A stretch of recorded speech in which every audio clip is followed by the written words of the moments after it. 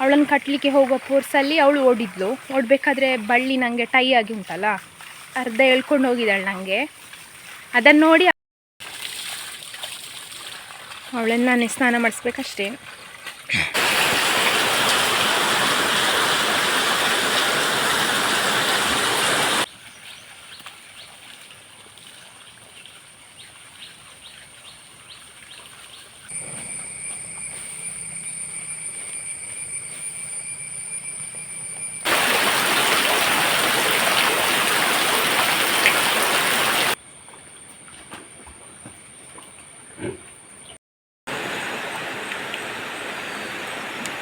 ನೋಡಿ ಪೂರ್ತಿ ಇದು ಬಿದ್ದಿದೆ, ಬೇಲಿಗೆ ಮರ ಯಾವುದ್ಯಾವುದೆಲ್ಲ ಬಿದ್ದಿದೆ. ಮಳೆ ಅಂದರೆ ಹಾಗೆ ಪ್ರತಿ ವರ್ಷ ಮಳೆಗಾಲದಲ್ಲಿ ಅನಿಸೋದು ನಮಗೆ ಮಾತ್ರ ಹೀಗೆ ಪ್ರಾಬ್ಲಮ್ಸ್ ಬರ್ದಾ ಅಥವಾ ಎಲ್ರಿಗೆ ಸಹ ಬರ್ತದಾ ಅಂತ. ಯಾಕಂದರೆ ನಮಗೆ ಹಾಯ್ ಎಲ್ರಿಗೂ ಕೂಡ ನಮಸ್ಕಾರ. ಎಲ್ಲರೂ ಹೇಗಿದ್ದೀರಾ? ಎಲ್ಲರೂ ಆರಾಮ ಸೌಖ್ಯ ಅಂತ ಅಂದ್ಕೊಳ್ತಿದ್ದೇನೆ. ನಾನು ನಿಮ್ಮ ಅನುಷಕ್ಷ ನಾಯಕ್. ಹಾಗೆ ನನ್ನ ಚಾನಲನ್ನು ನೀವು ಮೊದಲು ಸಾರಿ ನೋಡ್ತಿದ್ದೀರಾ ಅಂದರೆ ಪ್ಲೀಸ್ ಸಬ್ಸ್ಕ್ರೈಬ್ ಮಾಡಿ, ಅಲ್ಲೇ ಬೆಲ್ಲೈಕ್ ಒತ್ತಿ, ಹಾಗೆ ನಿಮ್ಮ ಫ್ಯಾಮಿಲಿ ಫ್ರೆಂಡ್ಸ್ ಜೊತೆಗೆ ಶೇರ್ ಮಾಡೋದನ್ನು ಕೂಡ ಮರಿಬೇಡಿ. ಇವತ್ತಿನ ಬ್ಲಾಗ್ ಸ್ಟಾರ್ಟ್ ಮಾಡುವ, ಲೆಟ್ಸ್ ಗೋ. ಜುಲೈ 10 ತಾರೀಕಿಗೆ ಯಾರ್ದೆಲ್ಲ ಬರ್ತ್ಡೇ ಉಂಟು ನಿಮಗೆಲ್ಲರಿಗೂ ಕೂಡ ವಿಶ್ ಹ್ಯಾಪಿ ಬರ್ತ್ಡೇ, ಹುಟ್ಟುಹಬ್ಬದ ಹಾರ್ದಿಕ ಶುಭಾಶಯಗಳು. ಯಾವಾಗಲೂ ಖುಷಿಯಾಗಿ ನಗ್ತಾ ಇರಿ. ಹಾಗೆ ಜುಲೈ 10ಕ್ಕೆ ಯಾರ್ದೆಲ್ಲ ಬರ್ತ್ಡೇ ಉಂಟು ಅವರಿಗೆ ಈ ಬ್ಲಾಗನ್ನು ಶೇರ್ ಮಾಡಿ ಹ್ಯಾಪಿ ಬರ್ತ್ಡೇ ಹೇಳೋದನ್ನು ಮರಿಬೇಡಿ. ಕಾವ್ಯ ಅವರು ಕಮೆಂಟ್ ಮಾಡಿದ್ದಾರೆ ಅವರ ಮಗ ಜ್ಞಾನ್ ಗಣಪತಿ ಅವರ ಬರ್ತ್ಡೇ ಅಂತ. ಜ್ಞಾನ್ ಅವರಿಗೆ ವಿಶ್ ಹ್ಯಾಪಿ ಬರ್ತ್ಡೇ, ಹುಟ್ಟುಹಬ್ಬದ ಹಾರ್ದಿಕ ಶುಭಾಶಯಗಳು. ಯಾವಾಗಲೂ ಖುಷಿಯಾಗಿ ನಗ್ತಾ ಇರಿ. ಮತ್ತು ಈ ನೇಮ್ ನನಗೆ ತುಂಬ ಯುನೀಕ್ ಅಂತ ಅನಿಸಿತ್ತು, ತುಂಬ ಖುಷಿಯಾಯಿತು. ದಿವ್ಯಶ್ರೀ ಗಾಣಿಗ ಅವರು ಕಮೆಂಟ್ ಮಾಡಿದ್ದಾರೆ ಅವರ ಹಸ್ಬೆಂಡ್ ನಿತೇಶ್ ಅವರ ಬರ್ತ್ಡೇ ಅಂತ. ನಿತೇಶ್ ಅವರಿಗೆ ವಿಶ್ ಹ್ಯಾಪಿ ಬರ್ತ್ಡೇ, ಹುಟ್ಟುಹಬ್ಬದ ಹಾರ್ದಿಕ ಶುಭಾಶಯಗಳು. ಯಾವಾಗಲೂ ಖುಷಿಯಾಗಿ ನಗ್ತಾ ಇರಿ.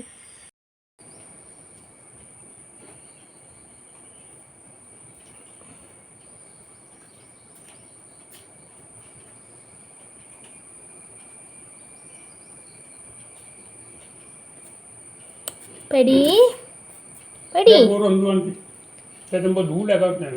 ಪಡಿ ಪಡಿ.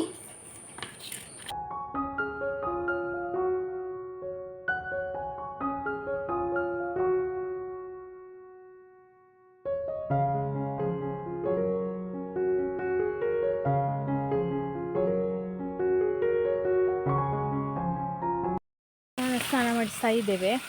ಇವಳಾದರೂ ಬಂದು ನಿಂತು, ಇವಳು ಯಾವಾಗಲನಾಗೆ ಎಲ್ಲ ಕಡೆ ಓಡಾಡಿ ನನ್ನನ್ನು ಬೀಳಿಸಿ ಅಪ್ಪನನ್ನು ಓಡಿಸಿ ಅರ್ಧ ತೋಟಕ್ಕೆ ಹೋಗಿ ಈಗ ಅವಳನ್ನು ಕರ್ಕೊಂಡು ಬಂದು ನಿಲ್ಲಿಸಿದ್ದು.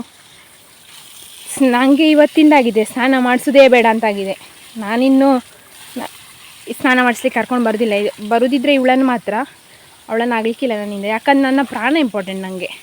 ಬಿದ್ದೆ ಈಗ, ಅಂದರೆ ಅವಳನ್ನು ಕರ್ಕೊಂಡು ಬರುವಾಗ ಬಳ್ಳಿ ಕಾಲಿಗೆ ಸುತ್ತಿತ್ತು. ಅವಳನ್ನು ಕಟ್ಟಲಿಕ್ಕೆ ಹೋಗೋ ಫೋರ್ಸಲ್ಲಿ ಅವಳು ಓಡಬೇಕಾದ್ರೆ ಬಳ್ಳಿ ನನಗೆ ಟೈ ಆಗಿ ಉಂಟಲ್ಲ, ಅರ್ಧ ಎಳ್ಕೊಂಡು ಹೋಗಿದ್ದಾಳೆ ನನಗೆ. ಅದನ್ನು ನೋಡಿ ಅಪ್ಪ ಬಂದರು ಸ್ನಾನ ಮಾಡಿಸ್ಲಿಕ್ಕೆ. ಒಂದು ಅವ್ರಿಗೆ ಕೇಳೋದಿಲ್ಲಲ್ಲ ಎಂತಾದ್ರೂ ಆದರೆ, ಅವ್ರ ಅಂಗಳದಲ್ಲಿ ಇದ್ದದಿಂದ ಬಂದರು. ಹಾಗೆ ಅಂತ ಆಗಲಿಲ್ಲ ನನಗೆ. ಒಂದು ಸ್ವಲ್ಪ ಮೊಣಕಾಲಿಗೆ ನೋವಾಗಿದೆ. ನಂದು ಯಾವಾಗಲೂ ಕೂಡ ಲೈಫ್ ರಿಸ್ಕಲ್ಲೇ ಮಾರೆ. ಹಾಗೆ ನಾನಿನ್ನೂ ಉಂಟಲ್ಲ ಯೋಚನೆ ಮಾಡಿದ್ದೇನೆ, ಆದಿತ್ಯವರು ಒಂದೇ ದಿವಸ ಸ್ನಾನ ಮಾಡಿಸೋದು, ಅದು ಇವರಿದ್ದರೆ ಮಾತ್ರ. ಇಲ್ಲಾಂದರೆ ನನ್ನಿಂದ ಆಗಲಿಕ್ಕಿಲ್ಲ. ಯಾಕಂದರೆ ಒಮ್ಮೊಮ್ಮೆ ಯಾರು ಇರೋದಿಲ್ಲ, ನನಗೆ ಏನಾದರೂ ಆಚೀಚೆ ಆದರೆ ಯಾರ ಹತ್ರ ಹೆಲ್ಪ್ ಕೇಳಲಿಕ್ಕೆ ಆಗೋದಿಲ್ಲ. ಅದಕ್ಕೆ ಈಗ ಅಪ್ಪ ಬಂದರು ನನಗೆ ಕಾಲು ನೋವಾಗ್ತುಂಟು ಅಂತ ಹೇಳಿ. ಒಂದು ಬಲಕಾಲು, ನಮ್ಮ ಕಾಲಿಗೆ ಸ್ವಲ್ಪ ಪೆಟ್ಟಾಯಿತು. ಅಂದರೆ ಅಷ್ಟು ಜೋರೇನಿಲ್ಲ, ಸ್ವಲ್ಪ ಉರಿತದೆ. ಅದಕ್ಕೆ ಅದು ಮೊನ್ನೆ ನನಗೆ ಸೊಂಟ ನೋಗಿ ತಂದದುಂಟಲ್ಲ, ಅದನ್ನು ಹಚ್ಚಿದ್ದೇನೆ. ಅದು ಕಡಿಮೆ ಆಗ್ಬೋದು ಅಂತ ಅಂದ್ಕೊಂಡಿದ್ದೇನೆ. ಅಂದರೆ ಅಷ್ಟು ದೊಡ್ಡದುಂಟಲ್ಲ, ಆದರೆ ನನಗೆ ನಾನು ಇಷ್ಟು ಪ್ರೀತಿಯಿಂದ ಸಾಕಿದ ದನಗಳು ಈ ಥರ ಮಾಡ್ತದಲ್ಲ ಅಂತ. ನಂದು ಯಾವಾಗಲೂ ನಿಮ್ಮ ಹತ್ರ ಇದು ಹೇಳ್ಕೊಳ್ಳೋದೇ ಆಗ್ತದೆ, ಬಿಡಿ.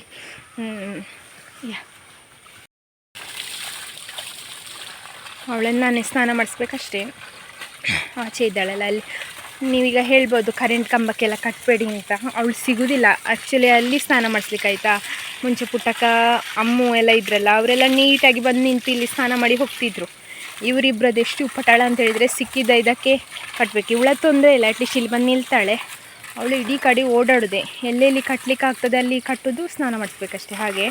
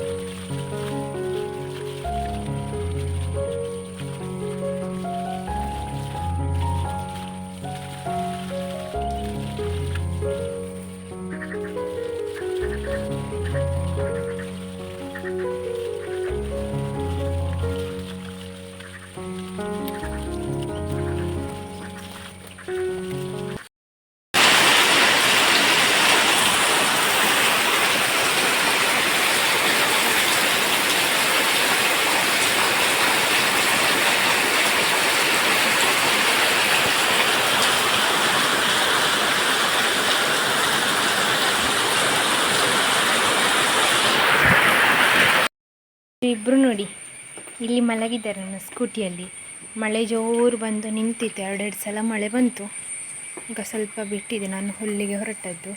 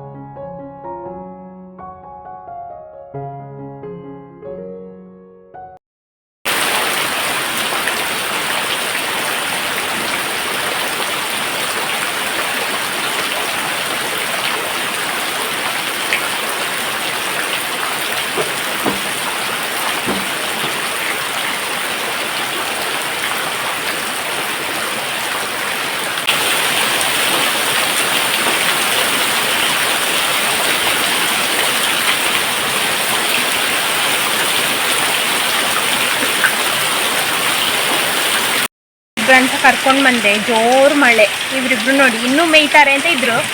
ನಾನು ಕರ್ಕೊಂಡು ಬಂದೆ, ಬೈ ಹುಲ್ಲು ಹಾಕಿದ್ದೇನೆ ಶೀತ ಆಗೋದಕ್ಕೆ. ಹೊರಗೆ ಮಳೆ ನೋಡಿ ಎಷ್ಟು ಜೋರು ಮಳೆ. ಇವತ್ತಂತೂ ತುಂಬ ಜೋರು ಮಳೆ ಆಯಿತಾ, ನಿಲ್ಲೇ ಇಲ್ಲ. ನಾನು ಸ್ವಲ್ಪ ಹುಲ್ಲಾಗೋ ತನಕ ಅಷ್ಟೇ ಬಿಟ್ಟದ್ದು, ಮತ್ತೆ ಮಳೆ ನಿಲ್ಲೇ ಇಲ್ಲ ಇವತ್ತು. ಇಬ್ರು ಯೋಚನೆ ಮಾಡ್ತಿದ್ದಾರೆ ಮನೆಯೊಳಗೆ ಹೇಗೆ ಹೋಗುದು ಅಂತ. ಇಟ್ಕೊಳ್ಳಿ, ಇವಳ ಮೇಲೆಲ್ಲ ನೀರಿನ ಹನಿ ನಿಂತಿದೆ, ಆದರೂ ಒಳಗೆ ಹೋಗ್ಲಿಕ್ಕೆ ಮನಸ್ಸಿಲ್ಲ. ಇಲ್ಲೇ ಮಳೆ ನೋಡ್ತಾ ಕೂತಿದ್ದಾರೆ. ನೋಡಿ ಮಳೆ ನೋಡಿ.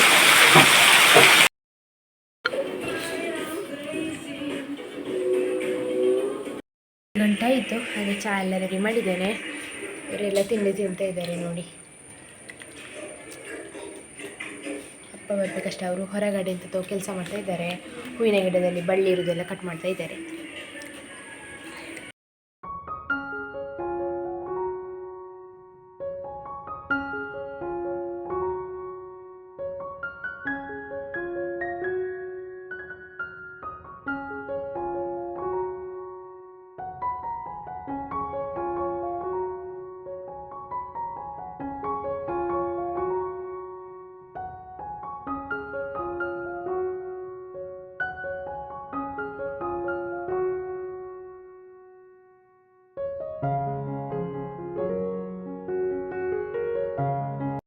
ಬೆಳಗ್ಗಿಂದ ಜೋರು ಮಳೆ ಆಯಿತಾ, ನಿಲ್ಲೇ ಇಲ್ಲ. ಈಗ ಮಳೆ ಬಿಟ್ಟಿದೆ, ಸಂಜೆ 5 ಆಗ್ತಾ ಬಂತು, ಈಗ ಮಳೆ ಬಿಟ್ಟಿದೆ. ಹಾಗೆ ನಾನೊಮ್ಮೆ ಹೊಳೆ ಹತ್ರಕ್ಕೆ ಹೋಗಿ ಬರುವ ಅಂತ ಅಂದ್ಕೊಂಡೆ. ಯಾಕಂದರೆ ನೀರು ತುಂಬ ಜೋರಾಗಿ ಕೇಳ್ತಾ ಉಂಟು ಮನೆಗೆ, ಅದರದ್ದು ಶಬ್ದ.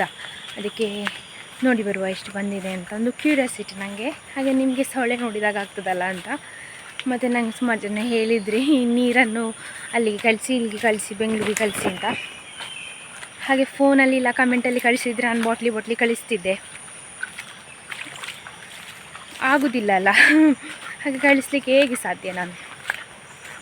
ಹಾಗೆ ಈಗ ಹೋಗುವ. ನಂದು ಕಾಲು ನೋವು ಕಡಿಮೆ ಉಂಟು, ತೊಂದರೆ ಇಲ್ಲ. ಅದು ಸ್ವಲ್ಪ ಪೆಟ್ಟಾದಾಗೆ ಆಗಿದೆ ಅಷ್ಟೇ, ಬಿಟ್ಟರೆ ಬೇರೆ ಏನಿಲ್ಲ. ನಾನು ತಲುಪ್ತಾ ಬಂದೆ ಹೊಳೆ ಹತ್ರಕ್ಕೆ. ಈ ವರ್ಷ ನೋಡಿ ನೀವು ಕಚಂಪುಳಿ ಅಂತೆಲ್ಲ ಹೇಳ್ತೀರಲ್ಲ, ಹೇಗೆ ಬಿದ್ದಿದೆ ಅಂತ ನೋಡಿ. ಇಲ್ಲಿಂದ ಹೋಗ್ಲಿಕ್ಕೆ ಆಗೋದಿಲ್ಲ, ಜಾರ್ತದೆ ಅಂತ. ಎಲ್ಲ ಕಡೆ ಬಿದ್ದಿದೆ, ಅಂದರೆ ಕೊಯ್ಲಿಲ್ಲಲ್ಲ ಹಾಗೆ. ಇದು ಹೊಳೆ ಹತ್ರ ಇರುವ ಮರ, ನಮ್ಮ ಪಂಪ್ ಶೆಡ್ ಹತ್ರ. ಕೊಳಿ ನೀರು ಹೇಗೆ ಬಂದಿದೆ ನೋಡಿ. ಮೊನ್ನೆ ನಾನು ನಿಮಗೆ ತೋರಿಸಿದ್ದೆಲ್ಲ, ಅದಕ್ಕಿಂತ ಜಾಸ್ತಿ ಉಂಟು ನೀರು.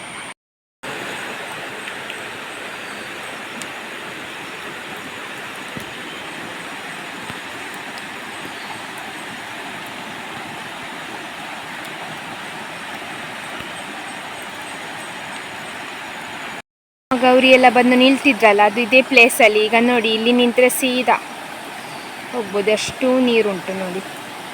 ಎಷ್ಟು ಶಾಂತವಾಗಿ ಹರಿತಿರುವಾಗೆ ನಮಗೆ ಅನಿಸ್ತಲ್ಲ, ತುಂಬ ಫೋರ್ಸಲ್ಲಿ ಉಂಟು ಇದು. ಹೋದರೆ ನಮಗೆ ಈಜರಿಗೆ ಗೊತ್ತಿದ್ರೆ ಆಗ್ಬೋದು, ಇಲ್ಲಾಂದರೆ ಆಗಲಿಕ್ಕಿಲ್ಲ.